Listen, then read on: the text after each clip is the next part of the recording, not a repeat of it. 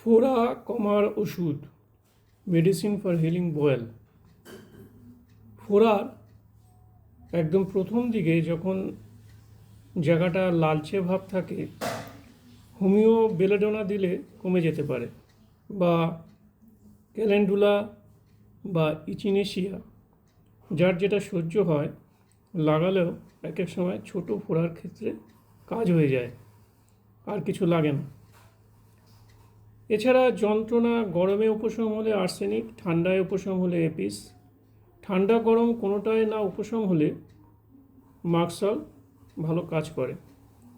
এখন বায়োকেমিকে প্রথমেই ferrum phos 12x, ক্যালিমুর 12x alternate করে দিলে একের সময় কমে যায়। এরকম একটা ক্ষেত্রে ফেরামফস 12x, ক্যালিমুর 12x দেওয়াতে কমলো না। হিপারসাল্ফ 30 দুটো ডোজ দেওয়াতে অল্প পুঁজ বের হলো, পাতলা।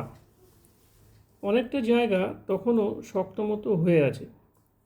পিঠের দিকে পুরোটা গরম জলে ওয়াশ করে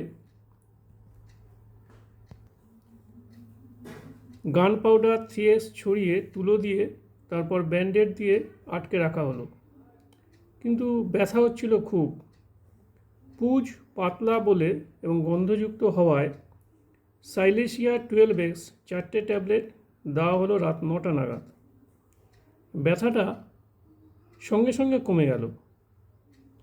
ওষুধ সিলেকশান যদি ঠিক হয় তাহলে যে কত দ্রুত কাজ হয় না দেখলে বিশ্বাস হয় না। রাত 3টে নাগাদ আবার একবার সাইলেশিয়া 12x খেয়েছিল ব্যথার জন্য। যাই হোক, পরের দিন সকালে গরম জলে ওয়াশ করতেই গল গল করে পুঁজ বেরিয়ে এলো অনেকটা। শক্তমতো ফোলা জায়গাটা পুরো প্লেন হয়ে গেল। সকালে 10টা নাগাদ আবার সাইলেশিয়া 12x 4টে ট্যাবলেট দেওয়া হলো। পরপর দুদিন গরম জলে ওয়াশ ও সাইলেশিয়া 12x 4টে করে ট্যাবলেট দুবেলা চলল। গান পাউডার দিয়ে, তুলো দিয়ে, ব্যান্ডেড দিয়ে আটকে রাখা হতো। তারপর সাইলেশিয়া 30x 4টে করে দুদিন দুবেলা চলল। পুঁজ পড়া বন্ধ।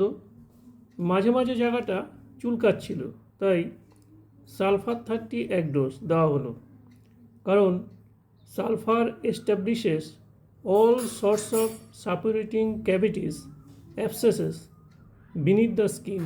Reference Kent's Materia Medica, page number 953। ফোড়ার জন্য আর কোনো ওষুধ লাগেনি।